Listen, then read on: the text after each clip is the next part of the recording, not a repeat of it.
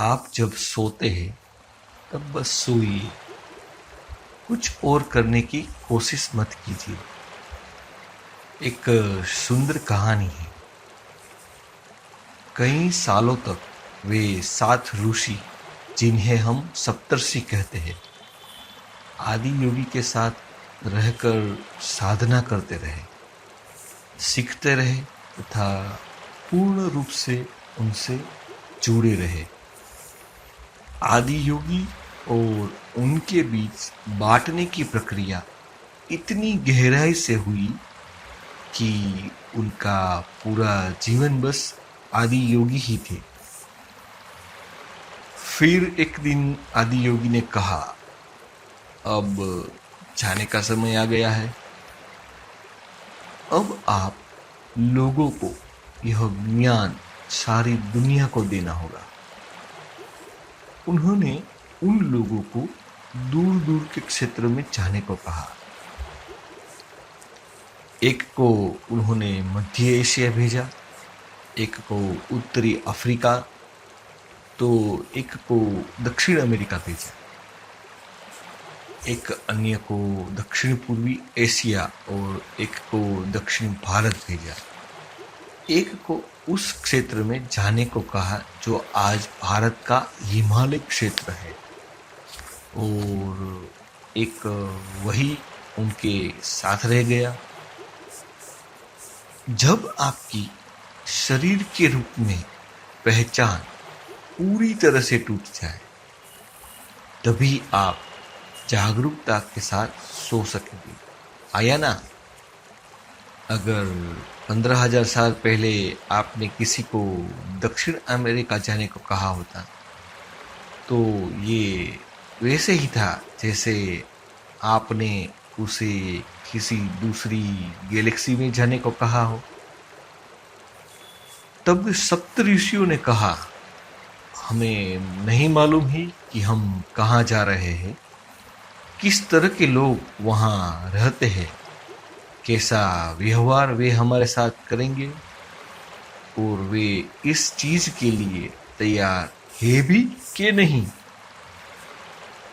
अगर हम किसी संकट में पड़ जाए या हम यह ज्ञान उन लोगों को उस तरह से न दे पाए जैसा आप चाहते हैं, तो क्या आप हमारे साथ होंगे? आदि योगी ने उनकी तरफ विलक्षण दृष्टि से देखा और कहा, अगर तुम लोग मुश्किल में पड़ जाओ या तुम्हारे जीवन को खतरा हो या तुम्हारे काम में कोई तकलीफ आए, तो मैं सो जाऊं।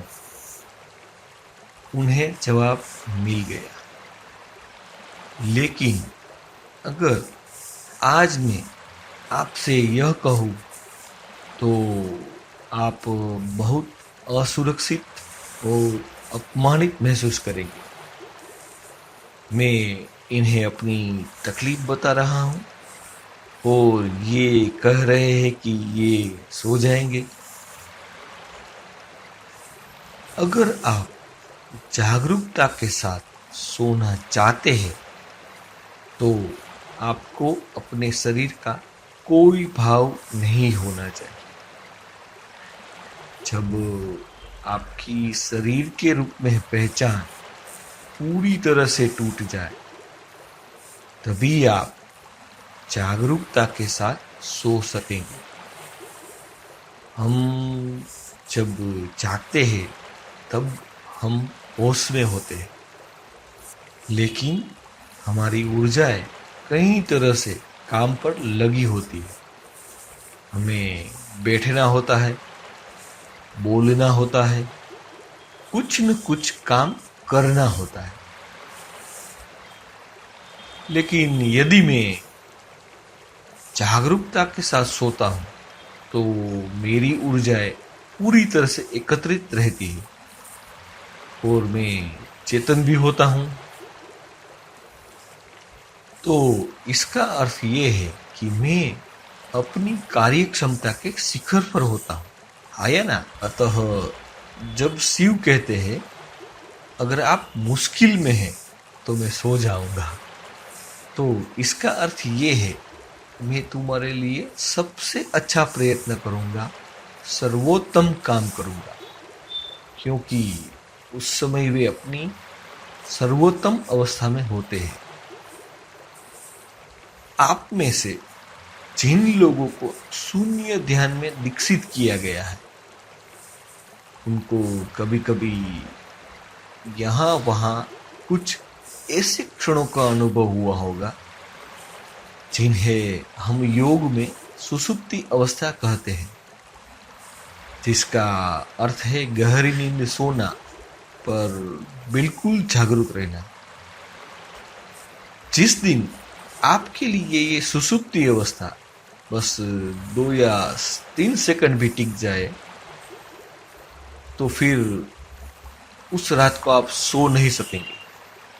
आप एकदम होश में रहेंगे, शानदार और सचेत।